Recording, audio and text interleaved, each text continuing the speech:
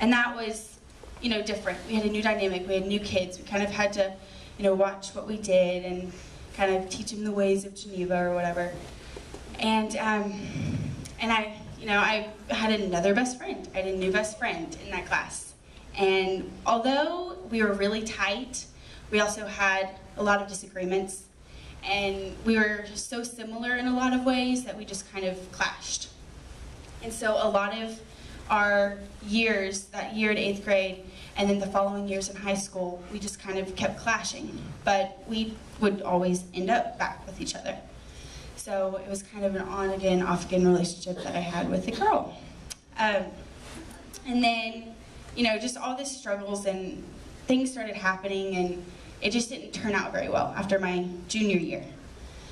And so last summer, I went to Young Life Camp, to Frontier Ranch, and I had no idea what Young Life was. I'd kind of heard about it because a couple of the kids at our school, their parents were involved, and I was interested, but I signed up through the church, so it was just kind of another church trip for me. I just thought we were going to go to Colorado like we had the year before and, I don't know, climb mountains and stuff. And, but it was really cool. I had no idea what I was getting into. And so Frontier Ranch was probably the coolest trip I could have taken in my life. It really, changed me, or not changed me, but it made me realize part of myself that I just hadn't really expressed and I didn't really know very well. And at Frontier, it's more or Young Life is more, focused on the kids that aren't strong in their faith and don't have a great relationship with God, and they really want to encourage that. And I had, and like Ashley said, I grew up in the church. My family, we started a church in Houston, and so I was always surrounded by God and surrounded by Christians.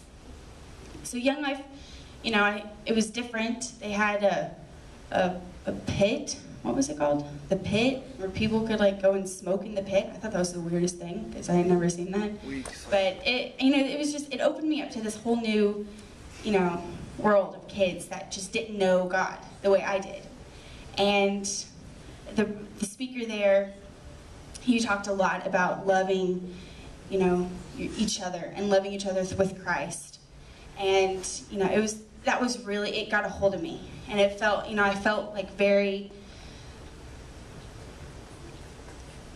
I don't know what that word is. I felt expected. I don't know what that word is. I felt like I needed to do something about that. I felt like I needed to show the love of Christ to other people.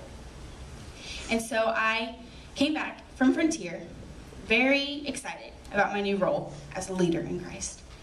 And then I was challenged, the day I got back. My faith was tested. I had to kind of start over. I had to build myself back up.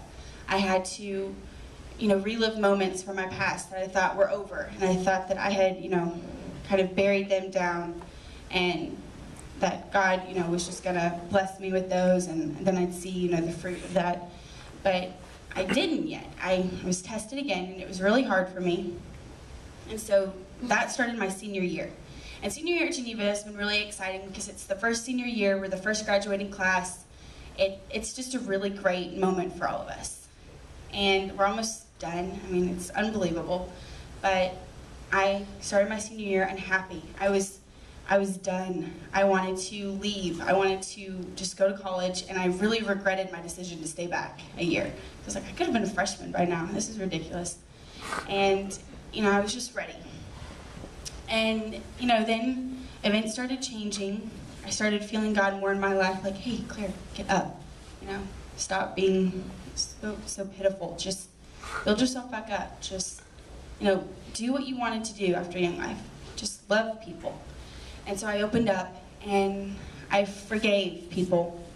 And it took me a really long time to get there, but I did, and it was really great. And so through all my best friends, and through all of that, he put a special person in my life who has been with me forever. She has lived in my house.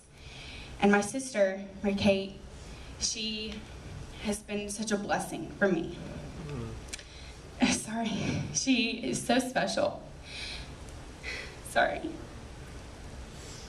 She loves me no matter. And we fight over the stupidest things. Like this morning over clothes and, you know, he was gonna wear what to church and stuff, but that's not important in the long run. And I wouldn't trade her for anybody. So I'm so blessed to have that in my life. And I realized that last year, that, you know, she was always my sister, and we're, you know, a year apart. She's a junior. And so I really was excited when I kind of found out that, you know, she's not just my sister, she is my best friend. And that is really cool. I didn't realize that, you know, people thought about that a lot and wanted that with their relationships, but we get that all the time. Oh, that's so cool, y'all are best friends.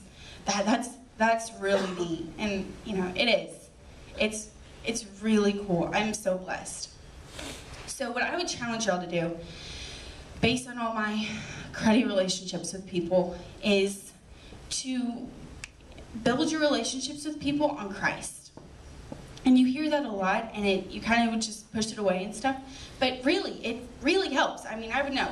It's really beneficial, and it puts you in a really good spot with God, because it shows Him too that you're willing to overcome all your struggles, and you're wanting to base your life on Him. And so that would be my challenge to you. So, thank you.